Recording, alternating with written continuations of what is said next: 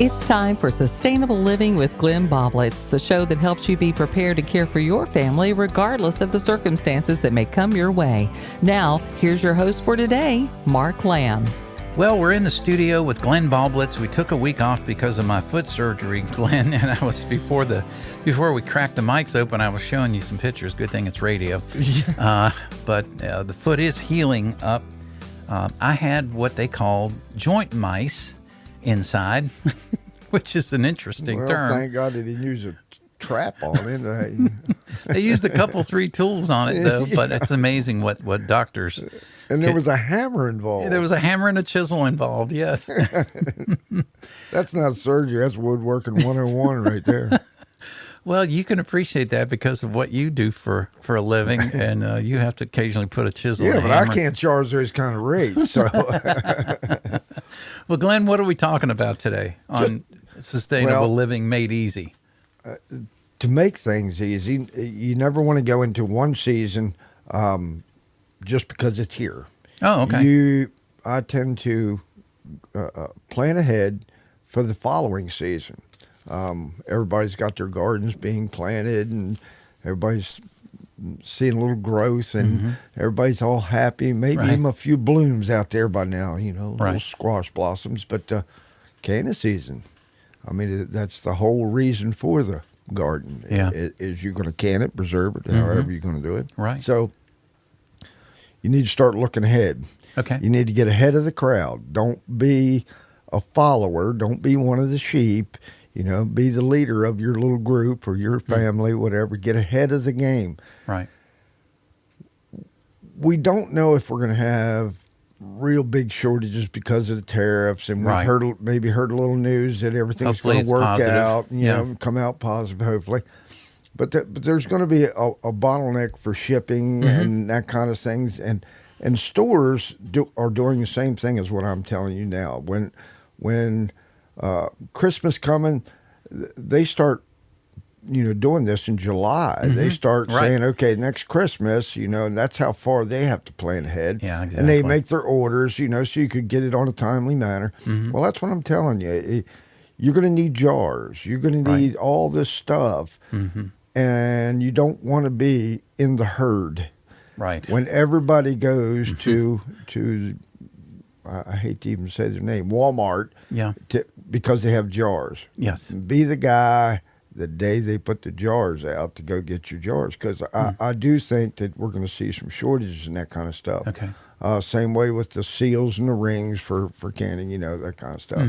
So this is the time to plan ahead for that season. Okay. If you're a little more organized, you can do a lot better. There's nothing worse than going, I wanted to make pickles this year, and you go there and the spices are all gone. Right. You can buy seasoning packets, which makes it easy, and I'm all for that. Right. But if it's not there, now what do you got to do? Now you got to go to plan B, and I bet you don't have it. I bet you don't have a plan B because you've always been able to get all this stuff. And it may not be there. So I think we're going to have a low quantity of jars this year and seals. So if you can find them, go ahead and grab them. Hopefully they won't be too outrageous. But we'll start out with just the canning season. Okay. And that's your pressure canner. Because you may have to order a new seal. If you inspect your pressure canner, you want to inspect that thing top to bottom because it is under pressure, and you want to make sure that thing's safe. So the seal is the first place. Make sure there's no cracks in it. Give it a little bend. And if you see little micro cracks in it, you'd probably ought to replace that. Okay. And it may take you a week or two to get it, depending on where you get your canning supplies from. Go ahead and get that. And if it was me, I'd buy 2. Okay. 2 is 1 and 1 is none.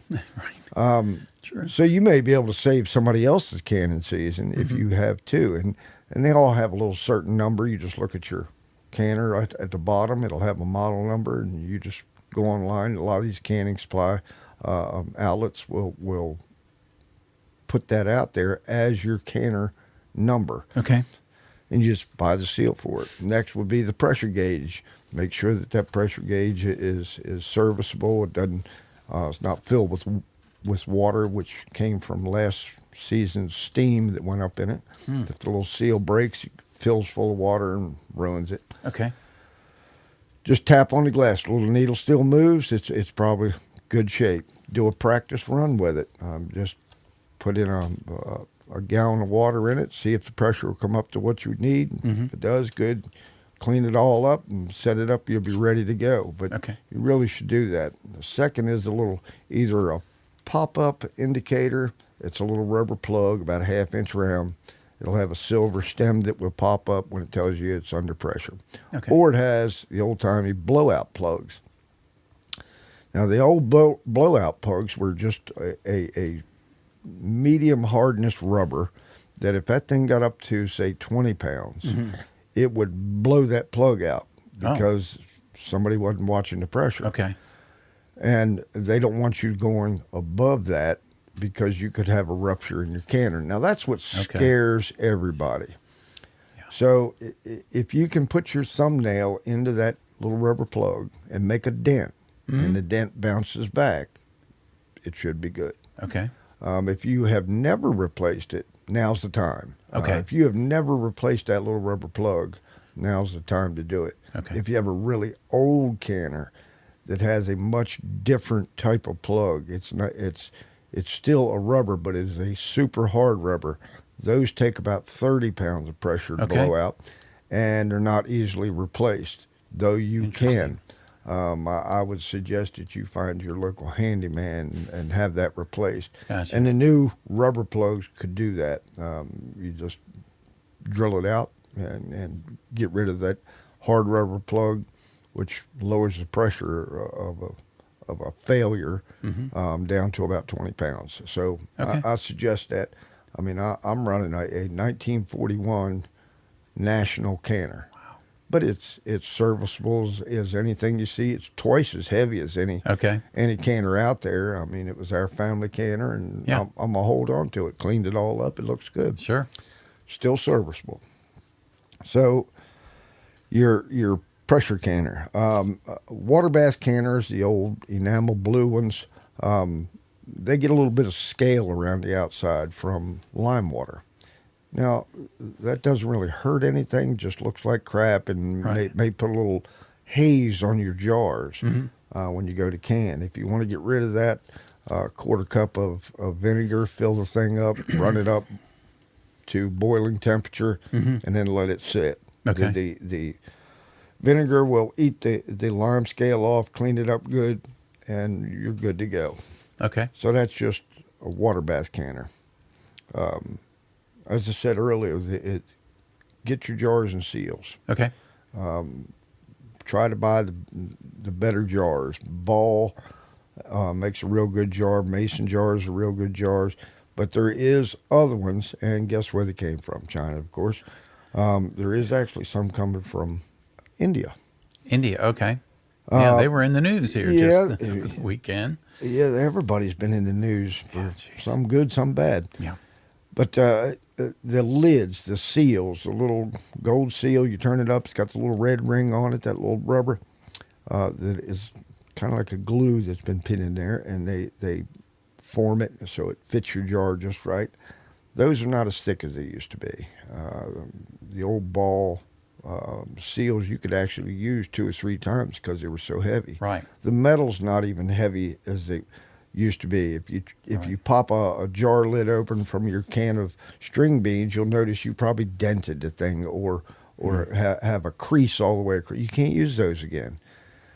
The older ones, now I'm talking back into the 70s and 80s era, that rubber was so thick and the lid was so stiff that you could probably get 2 uses out of it.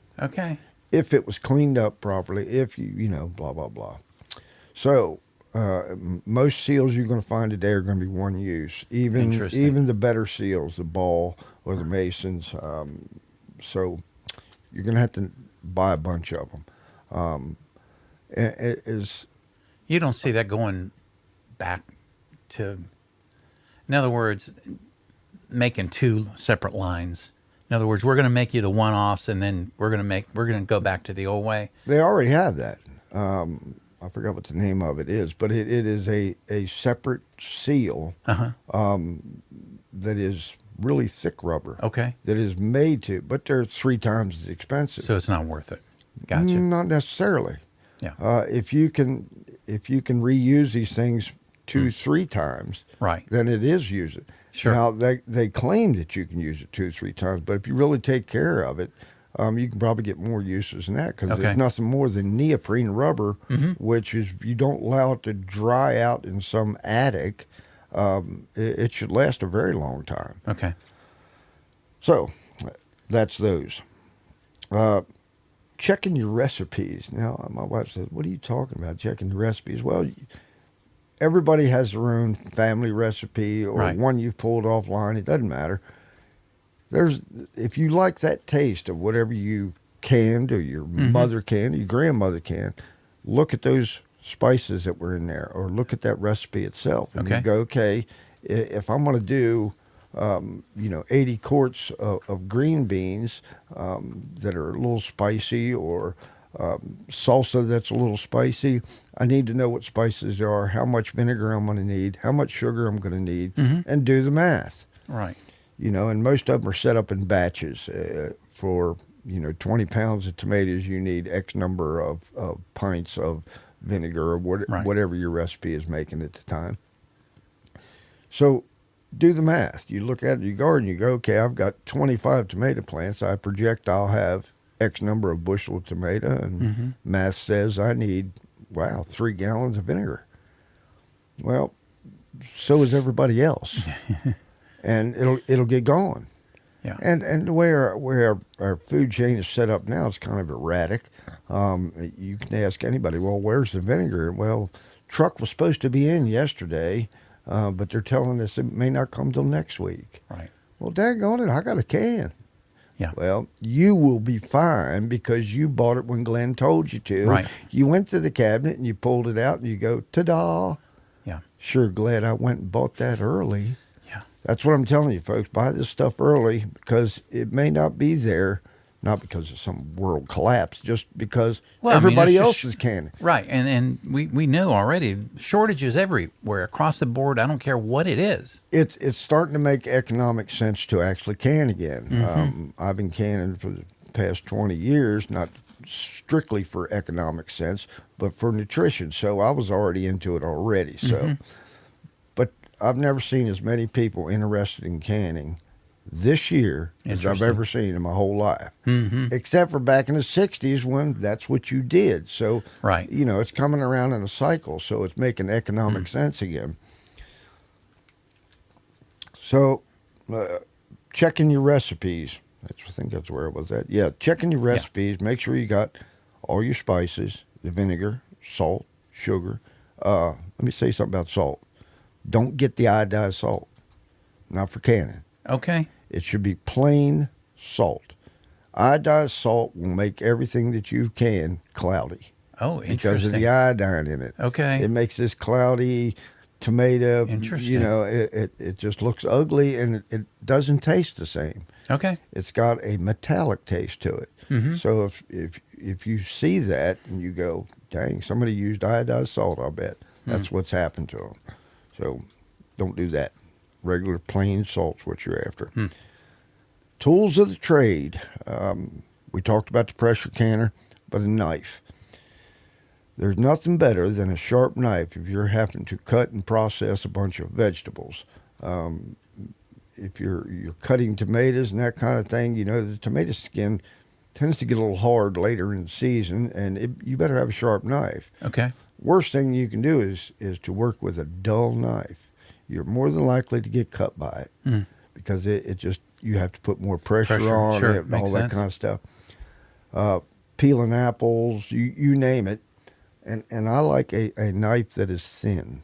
There was an old brand from the 50s and 60s called Katargas, and it was just an old kitchen knife, but they were very good steel in them. They were very thin, and they held a good sharp edge, and I'm not allowed to touch my wife's 1940s Katargas knife. That's her knife. And what are you doing? Yeah. Cutting boards. Cutting boards are almost an absolute, especially if you have a granite countertop. Now, okay. If you spent the money to buy a granite countertop Right. and you put a steel knife down through it, you're going to have a scratch in your wife's countertop. I probably wouldn't advise you staying in the kitchen very long. But it dulls the knives. Right. It takes a little while to sharpen knives, and you should learn how to sharpen a knife and get it really sharp. So, if you got a good sharp knife, you want to keep it sharp for the entire session that you're doing for that day. Mm-hmm. And if you cut a lot of stuff, you're going to need to touch it up for the next day. So you need to know how to touch it up, or have your husband touch it up. If you don't know how to sharpen a knife, find somebody that does. And right. There's sharpening steels, sharpening stones. There's all kinds of electric ones, but they tend to really grind on your knives, and I don't like to do that. I just like to sharpen the edge. Okay. I don't want to grind away my knife. So learn to sharpen knives, or have someone in the house that does it. Every time I ever went to my mother's house, she'd open a drawer and pull out all her knives. Mm-hmm. I had to sharpen them for her, but glad to do it. So the cutting board, you need to have it so you keep a good sharp knife. Did all that work and want to keep a good sharp knife. Sure. Kitchen timers, get one. Whether it's electronic or just a little dial type, should go up to at least 90 minutes, even up to 120 minutes. Okay. If you're canning and you have followed the recipe or the instructions on how to can, from one of your little booklets or a sheet tells you all how long each item needs to be processed. That timer, you set it as soon as it gets up to temperature. Mm-hmm. That way you're being safe. You're going to kill all the bad bacteria in there, because if you don't process it long enough and process by a pressure canner or water bath canner, it has to be X number of minutes by the volume that you're doing. Okay. I'd advise you to get a blue ball canning book or a equivalent thereof. They'll give you a graph of everything that you'll possibly can, for the most part. Okay. And it tells you how long to process it, if you're doing quarts or pints or whatever you're doing. So you won't have a chance of not killing off the bad bacteria. That's what we're after. Safe food, that you can process yourself. It's not rocket science. Right. You can do it, but you have to have that timer there to tell you when, because you're not going to remember. Was I starting at 7 minutes after or 17 minutes after? Mm-hmm. I remember the 7, but I don't remember the So that timer is just an easy way to do it. You set the timer, and when it goes ding, you're done. Can I, and we're going to take a break here, but I just want you to address one thing before we're going to break, and then we'll pick up where we left off. You were talking about the ball booklet. Can we just, for a moment before we go into break, talk about the importance of keeping documentation? Like when you come to do this show every week, you're not coming with an iPad. Right. You're coming to me with a small notebook, a 5x8 or a 6x8 notebook, just a spiral notebook. The importance of that in case things do go sideways. We rely on our phones and digital so heavily. Just address for a moment why it's important to still have documentation that we can put our hands on. You don't have to plug this book in. Right. Your laptop is going to require some type of energy. And if, God forbid, some natural disaster, some collapse of our grid, you name it, it could happen. A lot of volcanic activity, right. We could lose a major power line pretty easy in an earthquake.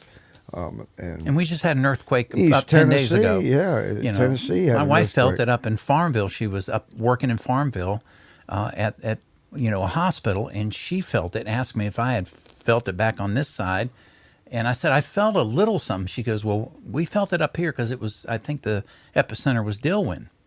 Right. So the Earth is moving. I mean, right. That's how the continents got where they are. They moved. Mm-hmm. And when the Earth moves, it's a big deal. So it causes disruptions. And if we do have a grid down situation, even if it's for just a month or two, mm-hmm. everybody's got books still has the information. Right. If you don't have the power, it's going to be hard to access any of that kind of information. Like, I just think some of the younger kids will absolutely just fall down and cry because they don't have a phone. Right. And I think it's okay just to take still use your laptop or your computer, but hook it up to a printer and print off the essential pages and make your own compiled notebook of the things, like you say. We still want to have certain foods that we want to have and certain ways to can or whatever. There's a chart in most of those books, mm-hmm. And it tells you by category how long they should be processed, and there's general rules to it. And they're very specific. It calls them out of what vegetable or whatever you're processing, how long it should be processed, and mm-hmm. At what pressure and temperature. So, like you said, if you have just a one sheet, and when we do these classes, we try to print off 20, 30 copies and hand those out so everybody has them. Mm-hmm. Good idea to laminate it because there is tomato juice flying when you do, Yeah, right. That's so a good idea. You don't want to just wipe out your little chart. Just have it laminated. Cost you, $1.50. So mm-hmm. my wife keeps hers during canning season right on the refrigerator. Yeah. Right next to the stove. Right. A great idea. Yep. Looks right over at it. Okay, we're doing broccoli today or whatever we're doing. So you know what you got. Yeah. So it was a good point. All right, we'll be back with Glenn in just a few minutes. You're listening to Sustainable Living Made Easy. Get ready for a new soundtrack for your life. Doc Rock, Smith Mountain Lake.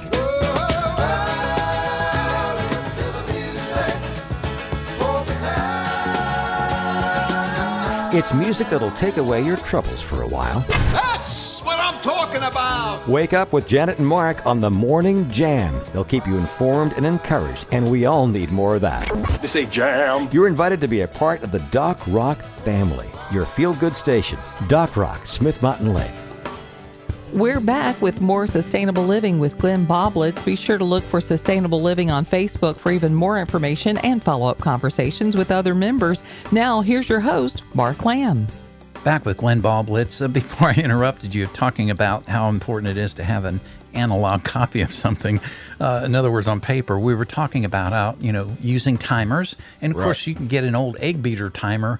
You can still pick those up left and right. And I would say to go with what we just ended that last segment with, instead of having something digital, get the old timer that we did it for hundreds of years that way. Absolutely. Or at least 100 years that way. Yeah, I mean, and they last a long time. Yeah. It's hard to beat something that is so simple as a spring. Mm-hmm. That's how it works. True. So, and I think they're about $4 or $5. They're not a whole lot. And it requires new batteries. Right. Or electricity. So that's a good thing. All right, so let's say you've got a whole table full of tomatoes that you just canned, 3 or 4 batches maybe. And you're going to put it in a box that your jars came in. You better not. They're not made to be full in that box. They're about 2 to 3 inches high, and they're vacuum sealed in that plastic wrap or shrink wrapped. Mm-hmm. So when you open them up, 90% of the strength is gone. That was holding it all together was the plastic. Wow. So you fill them all up, you put them in the little box, and you go to pick it up, and it'll fold up, and you'll drop jars everywhere. Mm. So you're going to have to start looking for boxes to put these jars in so you can store them easily. Now, if you have just a pantry where you have a bunch of heavy-duty shelves, you go ahead and put them in. If you're going to stack jar on jar, be careful here. Put a piece of cardboard between them. Mm-hmm. Now, it's not going to hurt the lids, per se, unless you get real lazy and drop one. Right. But it keeps the wobble out of the bottom. Okay. If you have the bottom row wobbling around because you got them stacked up like Jenga, that cardboard will stop that. Right. So if that's the way you got to do it, that's the way you got to do it. But I like the old sturdy boxes that the canning jars used to come in. They had a lid that would go on them. You can find a few of those boxes around, but they're rare. So get a measurement, and I should be able to tell you what that measurement of those boxes are for quart jars, but I can't. But those are so handy, and it's just an easy way for you to move them around and store them. Keep the light out. You don't want light hitting your canned foods because it starts to degrade it. All the above. Sure. So that's an item. I actually make boxes. I have a corrugated material that I got a hold of. Okay. And a industrial stapler.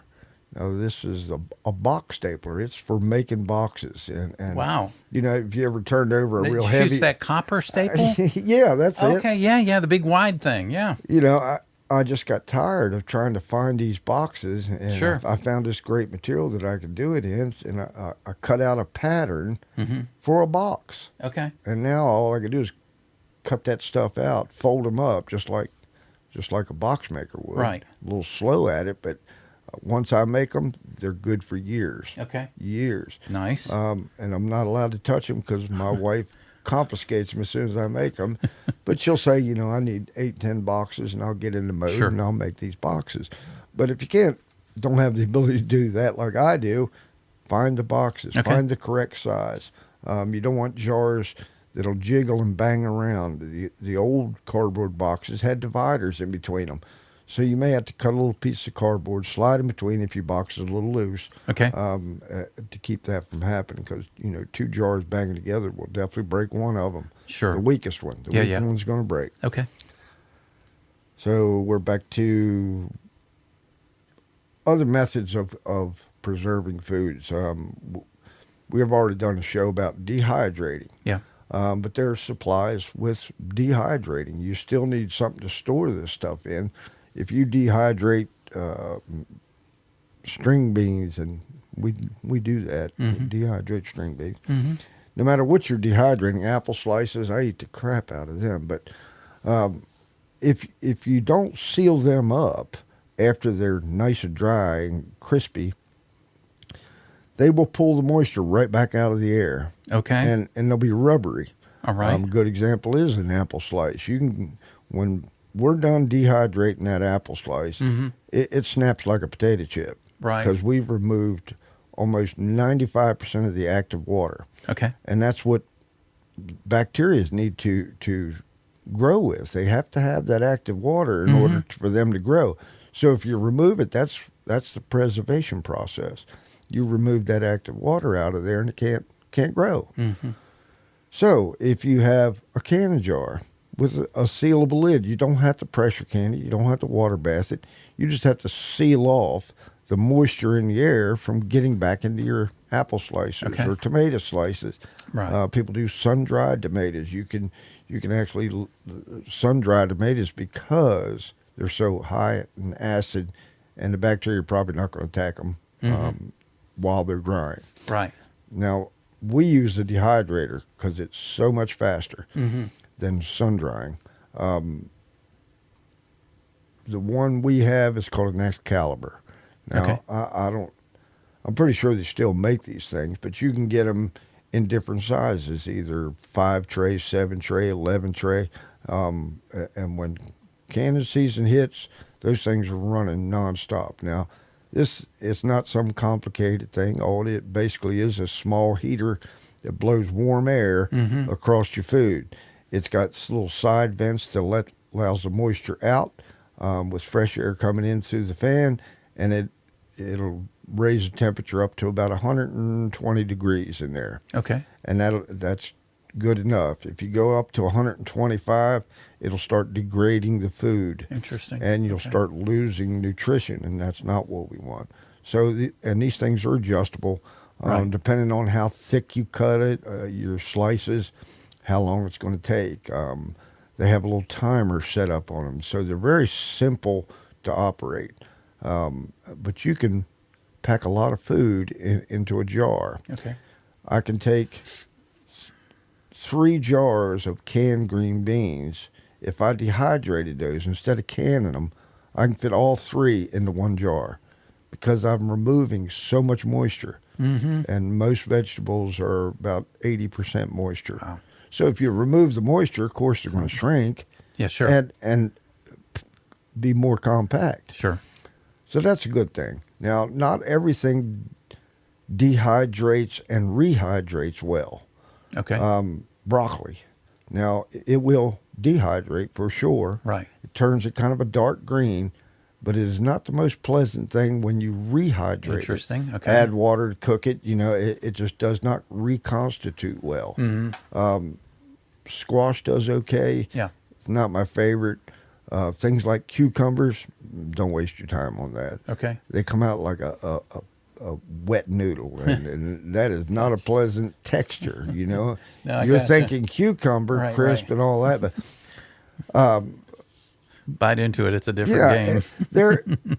there's books out there, quite an extensive list of books on dehydrating, Okay. and more things than you would probably suspect. Now, you can not only dehydrate vegetables, you can dehydrate all your herbs and crush them down so you can actually use them, just like instead of buying them out of the store at $4 to $5 for a half ounce, weight-wise, half ounce Yeah. of some herb. My gosh, you can do them yourself, and it doesn't take much to grow, say, a pound of herbs and reduce it down to, say, 3 or 4 ounces of fresh herbs. Now, Right. if you've been to the store and looked at the price of the spices, they're going up. Yeah. A lot of them the more exotic spices are coming from different countries. So you can grow these things.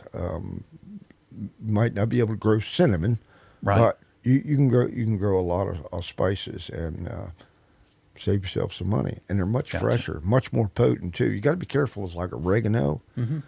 If you're used to using, I know how 2 powerful oregano essential oil is. Holy cow. yeah, 2 tablespoons of oregano in a whole pasta dish, you can really taste that oregano. Right. Sage is another one like Sure. that. Now, if you had fresh, homegrown sage or oregano, and you did that same amount, It way overpowered. too hot. Okay. Got it. But, I ruined the Thanksgiving dressing once. Oh, really? Using fresh herbs, I usually put this much in, and Right. come to find out that it is not the same. So I'm be careful when I use that. Okay. And you don't have to get used to how much to do. And you'll Sure. if you Makes start sense. cooking with fresh herb, you start going, wow, that is so much flavor to that. Yeah. That's because Interesting. those ones you buy at the store, they may be 2-3 years old, and they've lost that oils in them, and just not quite as potent. Right. So dehydrating. Get that dehydrating book. As I said, you can store all your dehydrated stuff in sealable jars or vacuum sealers. Now, there's several types of vacuum sealers out there. One is just a lip sealer. You just place the lip of the bag on this little sealing bar, and it'll vacuum out most of the air. Okay. And then it seals it before it gets a chance to suck back into the bag. Okay. So you'll see the bag kind of collapse down, and a little light will come on, and you push the little button, and it'll seal it, pull it out, and it's a vacuum-packed bag. Now, what that does is remove the oxygen out of it. And that's a good thing, because the oxygen is what oxidizes, makes your food get weaker and weaker, and you lose nutrition that way. But you can do that. Then there's a vacuum chamber system, which it's actually a plexiglass box, dome, if you will, over a sealing chamber. So you place your entire bag in there, or whatever you're doing, put the lid down, and the vacuum starts. Now you will see the bag expand, and you going, it's blowing the bag up. This is not making sense. Right. You should be going the other direction. Right. What it's doing is causing a vacuum on the outside of the bag, okay, which will eventually put the same type of vacuum on the inside of the bag. Interesting. Then it seals, and then it releases the vacuum, and all of a sudden, that bag will just slam closed. Wow. It's the coolest thing to watch. I mean, it must be the kid in me, because I get a big charge out of it. It's like a science project. Yeah. When we first got this thing, this was, I think, during the wintertime, and we didn't have nothing to vacuum seal because wasn't can season. Right, sure. My wife grabs a pair of socks. Okay. Throws a pair of socks in there and vacuum seals a pair of socks. But it did a great job. Yeah, I mean, if you're packing for a 2-week vacuum pack everything, you can put it in a little overnight bag when you're done. It compresses that down. Things like rice that have pointy ends on them, they don't vacuum seal too good. Okay, makes sense, yeah. Because they vacuum down so hard that it's a brick. Yeah, okay. And that brick is hard. And there's all the little points of the rice. Little prickly, it's like a brick porcupine. Yeah. So when you go to stack them, those little points will puncture the plastic. Right. And the plastic's pretty heavy, these plastic bags that you buy. So, and once you get a little pinhole, it may take half a day for it to suck all its air back in, but it's going to do it. Right. Good thing about a vacuum sealer, you can also do meats for the freezer. Okay. Any wet foods, strawberries, they tend to get a little bit mushy when you cut them up or decap them. Put them in there, vacuum seal them up, and it removes that oxygen, doesn't allow frost to degrade the fruit. Anything that's been frostbit just doesn't taste good. Right. And that's the oxygen that does that. So it sucks all that out. Okay. And it makes a real good product. So there's a lot of things you can do with a vacuum sealer. Okay. They tend to last a lot longer, especially the meats. If you can keep from getting that frostbite on them, which is the oxygen, your meats will stay in your freezer a lot longer. Okay. 2 years even. Wow. If you're going to buy one, buy the best you can afford. We started out with the lip sealers. Some of them, I think we bought one from Cabela's and other places, but we killed them. We just can't just put up too much food with them. Right. It just kills them. The motors aren't built for it. Okay. So the one we have now is, of course, a vacuum chamber sealer, and we had to save our pennies to buy it. Right. But it was well worth it. So you've got a commercial grade. Yeah, type. I can get like 150,000 cycles out of it. Oh, wow. Yeah. And if you buy one of those, buy the 1 horsepower or larger. Because Okay. it can handle those kind of cycles over and over again. Right. They make one that's a 1/2 horsepower. They're not going to last. If you buy that 1/2 horsepower, buy a second motor with it. Most of these places that sell these have replacement parts. Go ahead and buy the second motor. You're going to need it. Got it. Because pulling vacuum is very hard on the little electric motor. So it takes some serious motive force to do that. Okay. So the higher the motor, the more horsepower you have. You wouldn't try to pull a camper with a Volkswagen. You know what I mean? Right. All right. That's pretty much the basics of what you should prepare for your canning season. I mean, there's a million other things we could talk about, but that was just a basic, just to get you a heads up. Okay. Start buying early. Yeah. But the canning process itself, if you're new at it or not quite as experienced as you'd like to be, still have the question, find somebody that is canning. We tend to have lost all our old knowledge from our grandparents because we just don't do it anymore. Right. Well, it's coming back around. But the grandparents are gone. Yes. Both my grandparents are gone. Yeah. So find somebody that is doing it, or get on one of these canning sites. And I'm going to give you the one my wife still goes to. Okay. Just, I don't know, it's for the humor or what it is now. But it really does sound like my generation and my mother's generation all talking around the kitchen table. Okay. And the website's called canningrebels.com. Okay.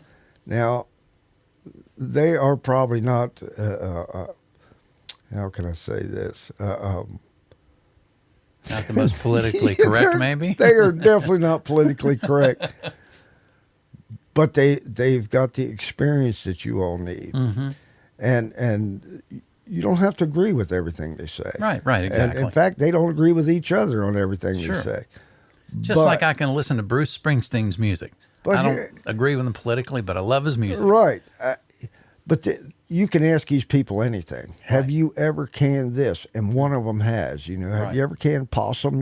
Oh, yeah, we used to can possum. You know, that's just how wide of a experience level they have. Okay. All right. And they put up a lot of pictures and things, even their mistakes. Mm-hmm. So it's far better to learn from somebody else's mistakes than it is to make them yourself. Sure. And they will tell you up front, do not do this. You'll regret it. Right. And this is why. Here's the picture. Right. You don't walk away from a canner, because if the green beans blow their little blowout plug, they'll be all over the ceiling. Right. And there was a picture of that. And that was a cleanup day. Jeez. But I'm just saying, I want you to get together and start doing this canning with a group. Yeah.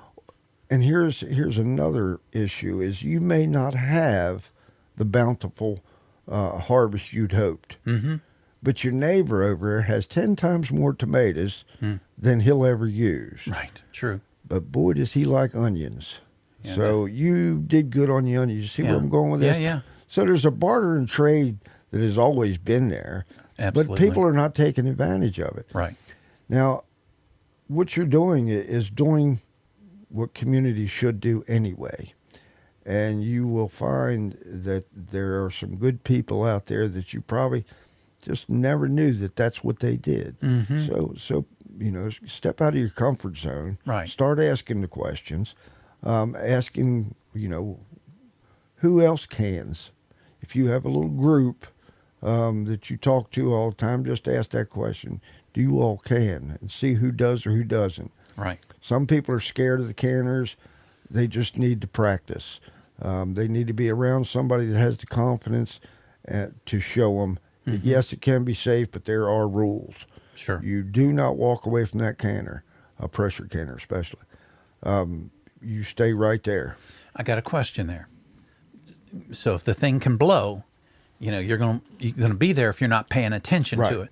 So what are my little indicators? A little pop-up thing? Well, or this is something totally different? No, the first one is the pressure gauge. Okay, so you're looking at gauges like a pilot would look on his aeroplane. It's incremental in pounds per square inch, PSI. Yes. So, and most time you're only going to run 10 pounds, which is not a lot of pressure, but it's still pressure. Right.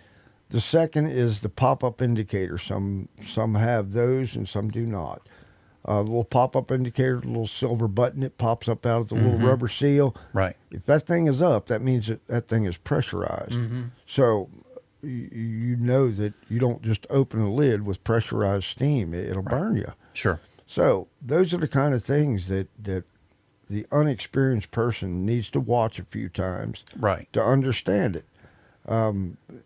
The ones with the weighted petcock on top, you'll hear that thing jiggle around, and it's weighted so it'll never get above the 10 pounds. So it'll hiss off some steam. Now, every time that thing is hissing off some steam, you're losing water on the inside. Okay. So if you didn't pay attention to your timer and you let that thing steam away for 20 minutes because you were watching TV, you may have boiled off all your water. Right. And that's when things will get bad. Right. When the water disappears. You can watch your TV when you uncan those and you're making dinner. Absolutely. Speaking of canning, if you haven't done much canning and you've done several batches for the day or a single batch, and you'll hear the jar starting to cool off. Mm-hmm. You will hear this very distinctive ping where the jar has sealed. Okay. And it's like a little kid's toy clicker, the metal clickers, you know, and you hear it go pink, Mm-hmm. and you go success, because that means it is vacuuming down because it's contracting. Okay. And that sound is to let you know that it did. Now, don't help it. Let it do it on its own. Okay. You know, you want to see if everything's sealed. You want to help it make that ping sound because it's an instant feedback. Right. It's like the like button. You know, Mm-hmm. everybody wants to hear the bing on the like button. Okay, well, when you can, and your jar lid's going to do that for you. It's going to give you that instant gratification. I've made a successful batch of tomatoes, salsa, whatever you've done. Right. But bring your community together. And if you're out there, you are one of these experienced canners, help somebody else. Help these young kids. They Yeah. don't know, and they want to know. Right. I've been to a couple of these little festivals and things, and you could tell they're thirsty for this knowledge again. Yeah. You know, so help them out. Yeah. Encourage them to do it more. Yeah. And that's Glenn. what we had for today. Yeah. Well, thank you. They're all good, but this one's especially good, I think, because it's helping bring to a conclusion all the hard work that you talk about to get us to this point, to where Right. we can actually can the goods that we've done because we've taken care of the soils. And The all those entire other things. amount of work comes down to the like button on your Right. on your jar when it goes ping. Right. You know, we're all after the ping. After the ping. That's a good way to end on that ping. Thank you, sir, as Thank always. you. Join us again next week for Sustainable Living with Glenn Boblitz, helping you be prepared and not scared. This podcast drops every Friday anywhere you get your podcast.